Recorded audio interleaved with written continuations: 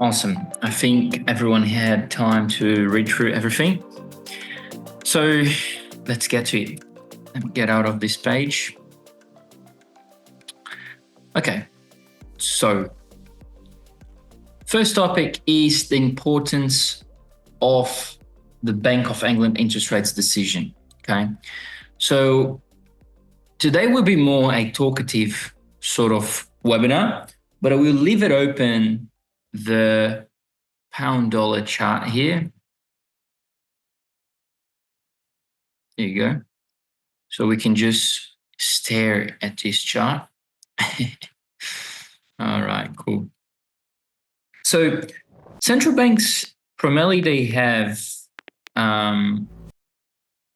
interest rate decisions, and those interest rate decisions they're very pivotal events, if I can say, into the Forex market, into stock market, into normal economy, into day-to-day life. Lots of, it's very, very important. And as I mentioned, it influences a lot of aspects of the economy and as well the financial market. So if the central banks, not only the Bank of England, but, in a general overview, if the central banks adjust the official bank rate, as they like to call official bank rate, OBR, pretty much they're aiming for two things, right? They're trying to achieve the primary objectives that are controlling inflation if the inflation is too high, or they're trying to foster economic growth if the inflation is too low and the rates are low, they try to reduce. So, if the rates are high, they try to reduce. They're pretty much trying to make the economy grow. Now, what's the impact, right? Because when we think about it, there's a lot of impact when a central bank comes up and, okay, we're raising 25 base points or we're cutting 25 base points. If it weren't that impactful, no one would be caring about. But that's one of the most awaited and I would say important events on the economic calendar. Not for the Bank of England, for the whole central banks. Okay. First thing is that if the central bank lowers or hikes the interest rates, it will definitely impact the borrowing and the spending of the society. So the interest rates are directly affected the cost of borrowing for consumers and business. Okay. Don't think that the business of your street or of your city, they don't have loans. They do have loans and they have interest on those loans. And the central bank sets the interest rates. The bank gets that interest rates and puts something a little bit higher so they can make a marginal profit. And then the business get the loan and then have to pay that interest. So a reduction, pretty much a cut into the rates, it lowers the borrowing costs and it basically encourages the spending and the investment as well, which can stimulate the economic activity. But if we have the opposite, if the Bank of England or whatever bank of the central bank hikes the interest rates, basically higher rates, they increase the borrowing cost and slow down the spending and investment to try to curb down the inflationary pressures. Okay. Now, the second thing is the influence on inflation. So managing inflation is the core mandate of every single central bank. You can sit and watch all the speeches by the chairmen, Jerome Powell, Lagarde, everyone. You can watch all them and they will say, we're trying to control the inflation. The inflation is a core mandate. We will bring inflation down as a core mandate. This is this and that. Okay, so it is really, really crucial managing inflation for the central bank. If the central bank raise the interest rates, they can sort of cool down the overheating economy. Okay. And then it will reduce the consumer demand and it will slow the price increase. Okay. If they lower the rates, it can have pretty much the opposite effect, of course. So basically, it will boost the demand and potentially, hopefully, increase inflation if not managed carefully. All right. So we have two things. So we have the expansionary. What I've just explained is the expansionary and contractionary. Contractionary is when the central bank is cutting the interest rates and trying to cool down the economy and try to cool down the inflation.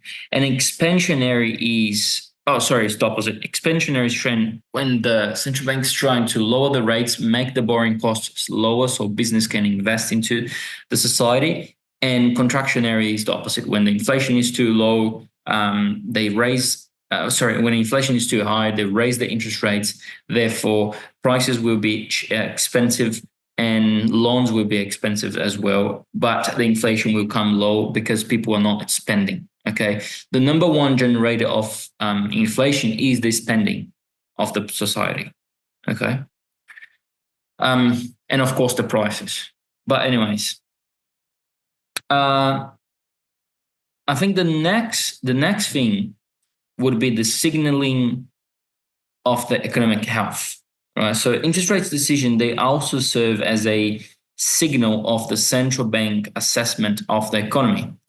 Because if you think about every single central bank, they start after assessing the economy, after assessing that, after assessing this, after that, you can check.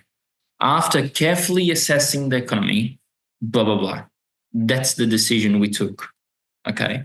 So pretty much the central banks are a bunch of economists, very well, good on what they do. And they assess the economy and see what would be the best to do. If they cut the rates, basically indicates concern about economic slowdown. If they hike the rates, it pretty much suggests that the central bank is very confident in the economic strength and proactive. They're trying to have a proactive approach to prevent inflation. Okay, so that's pretty much, I reckon, about the importance of the central bank's rates decision. Okay, so it's a very important thing. So we pretty much covered the inflation, the influence of the inflation, the impact on borrowing and spending, the economic health. So there's a lot of things that the interest rates they have to do. Does anyone have a question with that, or is everyone good?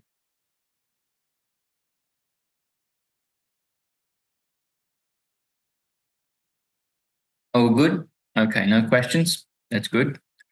Now, next topic. Next topic is, actually, I haven't finished the importance. The second thing would be the domestic assets as well. So if higher interest rates offer better returns on investments, basically that currency, we will attract foreign investors looking for higher yields. So basically, if we have a higher yield currency and there's more people looking to get into that, currency, let's say like that, it will increase the demand for domestic currency and it can lead to pretty much a bullish market onto the currency, on the Forex. Okay, so for instance, let's say if the Bank of England raises the interest rates, that most likely that's not what they're going to do. The GBP would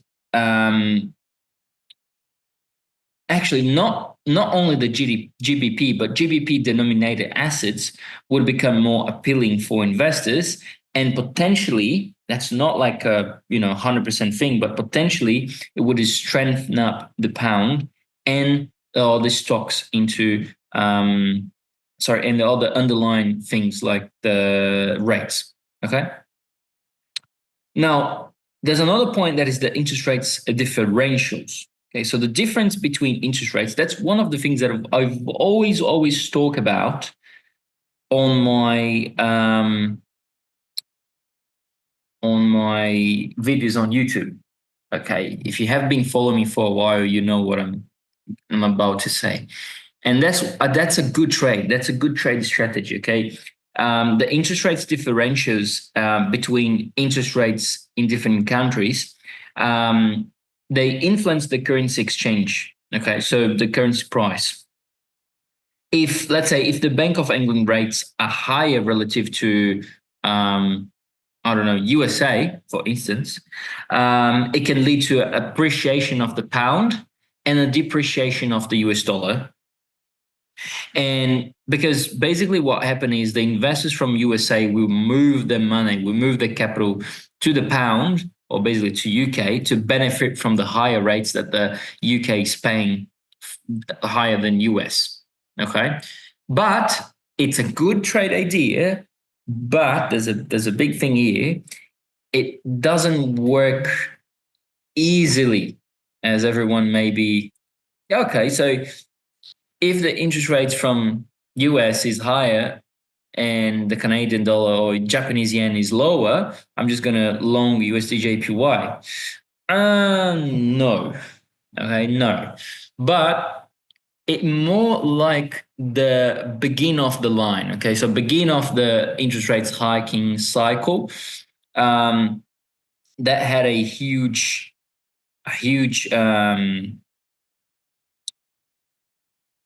impact on the market because who were the first ones to lower the interest rates?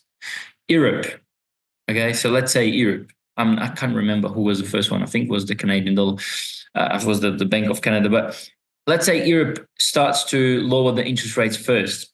Then what would happen if with euro? Euro would be weak against the one that has been most of holding the interest rates, that has been New Zealand. So euro NZD would be most likely falling. You know what I mean? So that's the interest rates differential.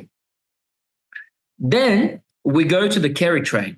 Okay, so in the market, in the FX market, the carry trade pretty much involves borrowing in a currency with low interest rates to take that money and invest into a currency with higher rates. So like it was happening with the Japanese yen. Okay, so Japan was with a very low rate, and USA was with very high rates. So people were taking money from Japan and putting onto US, and that was weakening the Japanese yen and strengthening the US dollar. Remember what I say about the impact of the interest rates differentials just now. So yeah, that's exactly it. So basically, the carry trade is borrowing money on a cheaper price and investing on higher yield. And if the bank of if the central bank interest rates changes, then that maybe not be a carry trade anymore. Okay, so it only works when one rate is higher than the other, but that other has to be like pretty much negative. That was in Japan. Okay, so one thing that I always talk about is the forward guidance. Okay, so the forward guidance is key into Forex. A lot of people don't even know what's that. I'm going to ask in the chat. Do you guys know what's forward guidance? I'm going to give a minute so everyone can think about it. Don't search up on Google. I want to hear from you guys. What's forward guidance? What do you think is forward guidance? It has, it doesn't need to be correct. I just want to know a briefly thing. And for those who are watching us on the YouTube, put down in the comments, what do you think is forward guidance into Forex? No idea, Santi say. Okay. Sweets, what do you think, Sweets? You may know.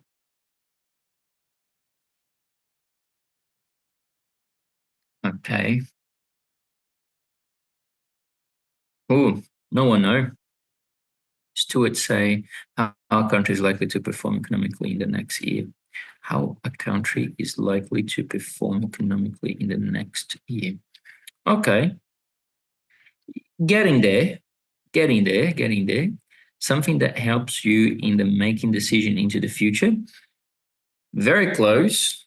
If you get Stuart answer and Sweet's answer and put it together, that's very close. So basically, forward guidance pretty much refers to the communication by the central bank. Okay. So it refers to the communication of the central bank about the future policy intentions. So, yes, it's something that helps us to make a decision in the future. And yes, it's how the country is likely to perform economically in the next year or in the next month or in the next 10 years. Santi, positive approach to the market. It may be positive, it may be negative. Forward guidance can be both ways. It can be positive and it can be negative. Okay. So for the currency. Okay. So if let's say I'm Jerome Paul at the moment, and the interest rates decision was 25 basis points cut, and then half an hour later I go and talk to everyone, and then talk to the media, and then my first speech is, guys, today we decided to lower the interest rates by 25 basis points, and we will continue to do. This is forward guidance. This we will continue to do. We will continue to do. That's so bearish, so dovish. Exactly. Okay. If I say, hello everyone, good afternoon. Today the committee decided to increase the rates by 25 basis points, but for the future interest rates, we will be looking to CPI, to the inflation, the underlying stock prices, as well as the NFP, the non-farm payrolls, the labor market. What's that? That's a data-dependent approach. So that's not forward guidance. That's neutral, okay? And then when I say inflation keeps rising, we decided to increase the interest rates by 50 basis points. And if inflation continues to rise, as we are expecting, we will continue to increase the interest rates by additionally 25 increments of basis points. So that's hawkish. So we buy US dollar to the moon. Yeah, that's exactly it. That's exactly what happened. Okay. So we have Zod was saying, so the interest rate cut is not always the strength of the currency. Kaboom, that's it, Zodwa. Congratulations. Sometimes it can make it weak, depends on situation of that currency. That's exactly it. Good one. So yes, the interest rates cut is not always weakening the currency, all right? It's not always weakening the currency. And we will always depend on what they have to say for the forward guidance, as well as the minutes of the meeting. Okay, so that's forward guidance. Forward guidance pretty much is the tool that has become increasingly important for influencing the market behavior and the economic outcomes since the COVID. Okay, so that's it. Thank you. This pitch is the forward guidance. Thank you for this valuable knowledge, Luca. Not a problem. Always here to help. Now, if we have a forward guidance, we have market expectation. So if providing that the chairman have a forward guidance, he needs to manage the market expectation. Okay, so if he provides a clear guidance on the future policy moves, the central bank will shape the market expectation as I've just said. Okay, so we hiked 25 basis points and we would be looking to do more too this year. So I already know that central bank will increase 2 more times 25 basis points, so 50 basis points in total for 2025.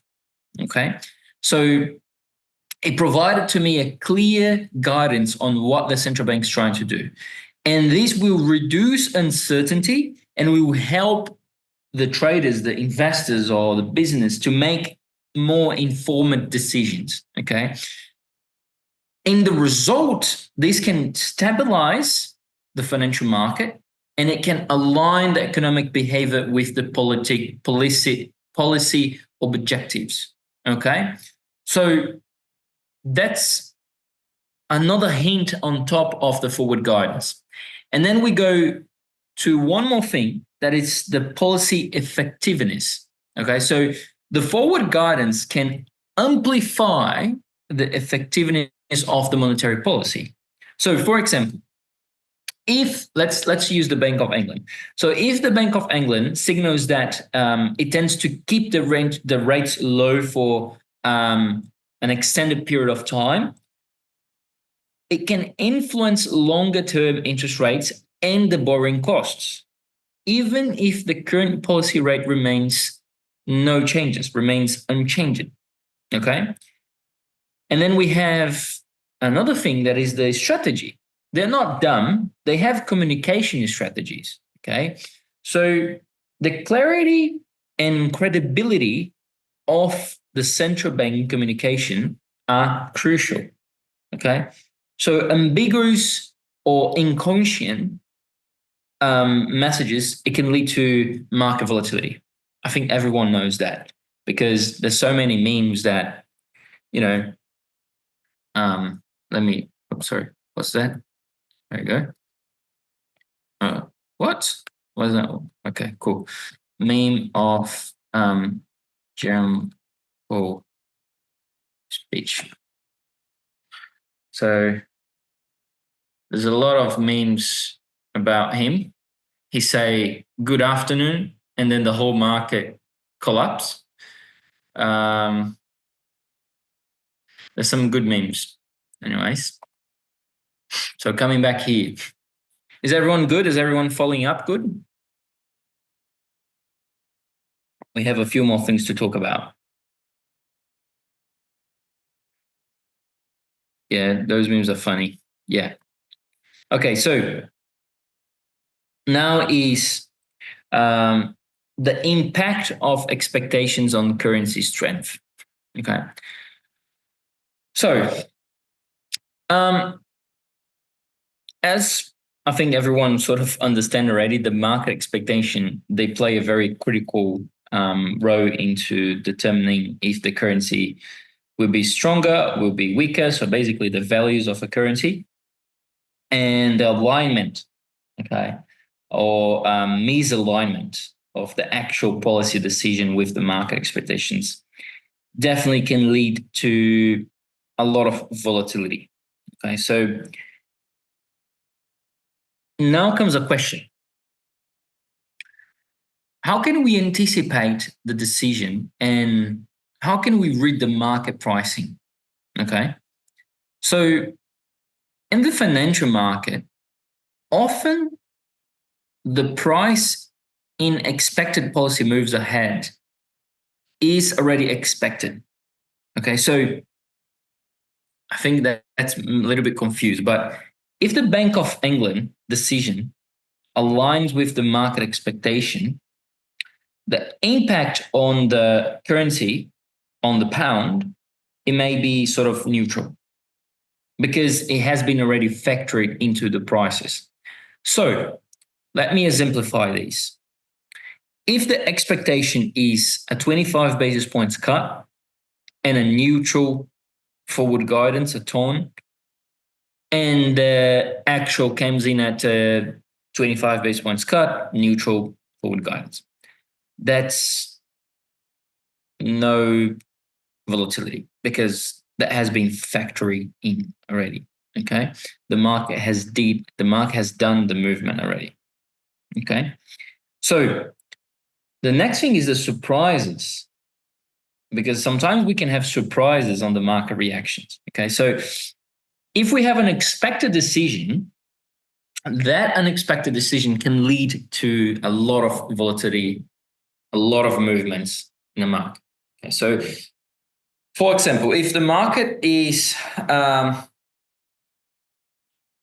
again, the same example, right? So if the market is looking for a 25 basis point, and the market anticipates 25 basis points rate cut, and then the Bank of England decides to hold the rates, the pound may appreciate very, very rapidly because the traders will be adjusting the positions, okay? And investors will be adjusting positions, okay? So that's the opposite can happen as well. If the Bank of England decides to cut, the expectation is to hike, then the pound will be very, or whatever currency, will be really volatile to the downside, to bearish.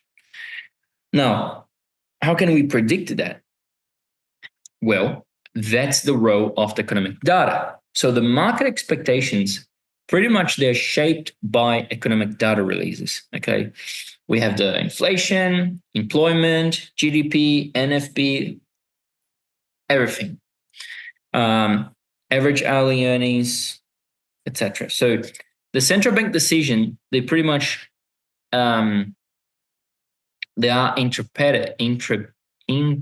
They interpreted. Oh gosh, they interpret. There you go. The context of those data points. So they assess those data points, as I've mentioned already, and how this is influencing the economy, and then they take the decision, and that decision will be looking to influence the pound or the currency. And that's exactly how you should be doing as well. Think, just stop for a while and think. If we have a higher CPI, a higher GDP, another good labor market reading, what do you reckon what you think can possibly happen? Well, most likely a rate hike. So the market is already priced in. Okay. So that's how you should be looking at economic data. Okay. Now, let's take everything that we just talked about and put this in practice. Okay. What's the current market sentiment for the Bank of England interest rates decision tonight? Well, we're very, very close for the Bank of England announcement tonight. So let's see the prevailing market sentiment for the factors influencing the expectations. So let's go into the economic calendar now. So economic calendar today, let me just take this off and put UK. There we go. That's all the things here. So interest rates decision, as you can see, it is at the moment at 4.75%, and the forecast, so basically expectation, is at 4.5. If we click on it, like 3 years,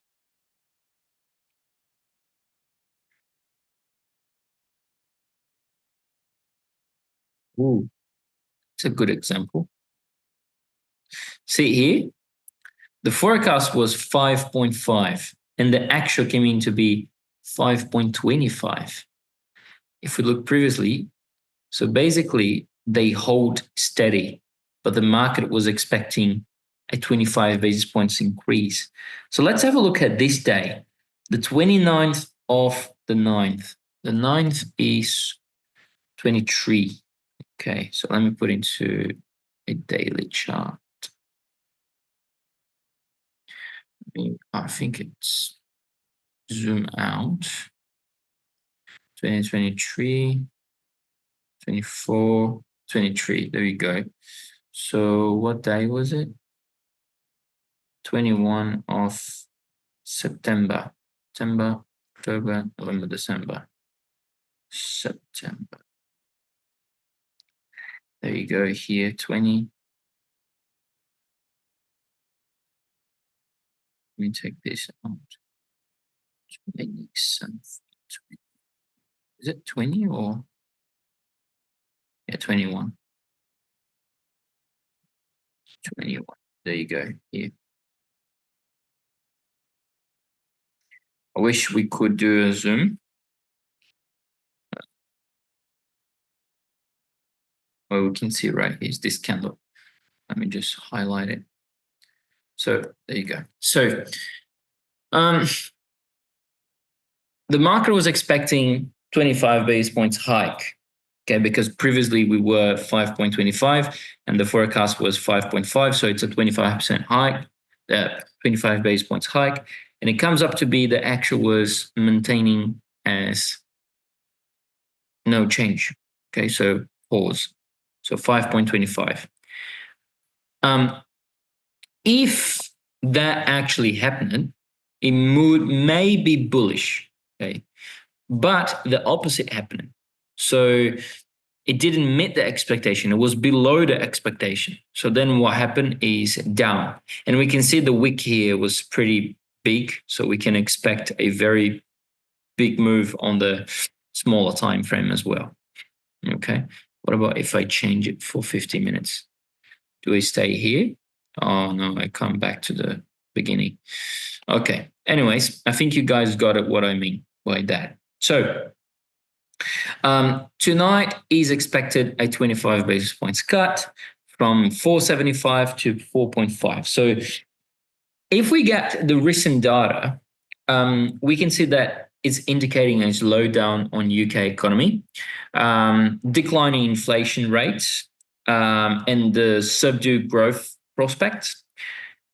Most likely, the Bank of England will definitely lower the interest rates by a quarter point to 4.5%, which I think is widely expected by everyone here as well. I don't know, or just me.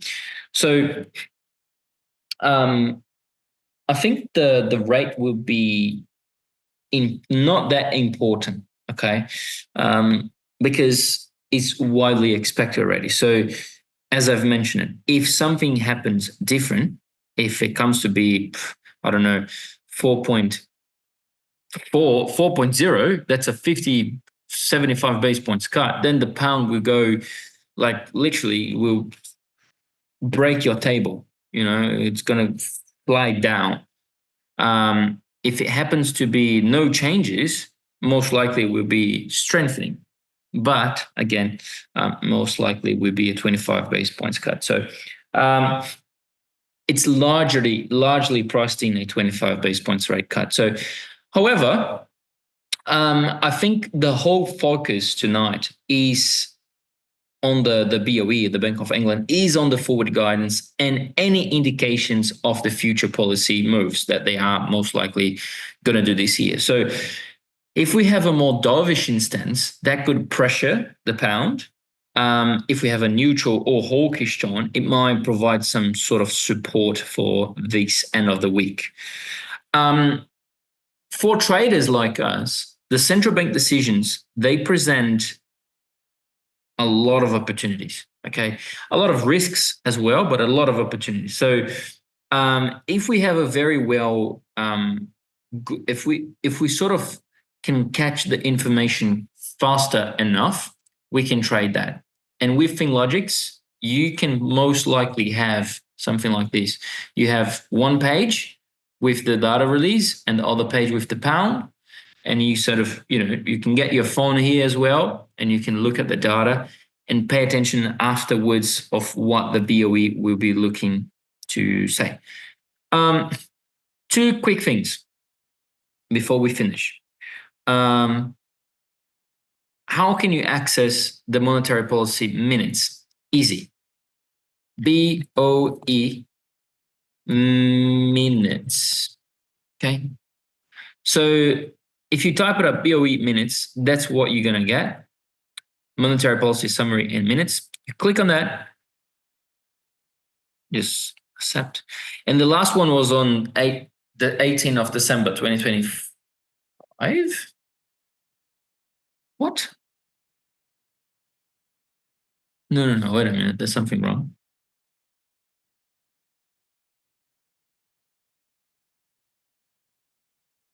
Wait, I think I'm on the wrong page. Just a second. That's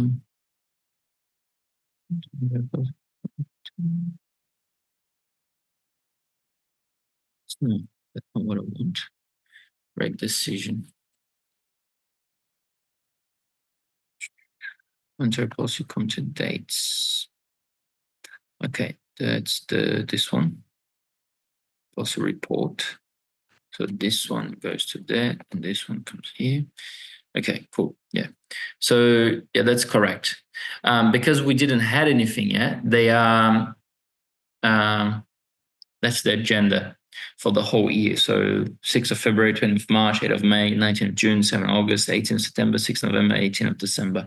So that's what we're gonna get this year. So that's correct. So you can come here and it will be here on releases. Just because we didn't had anything yet, we don't have it. But so let's say this one was on the 19th of December 2024. So if you click on here, then it will be everything here. But if we come back, and then the first one will be February. So if you click on February, there's nothing here, okay?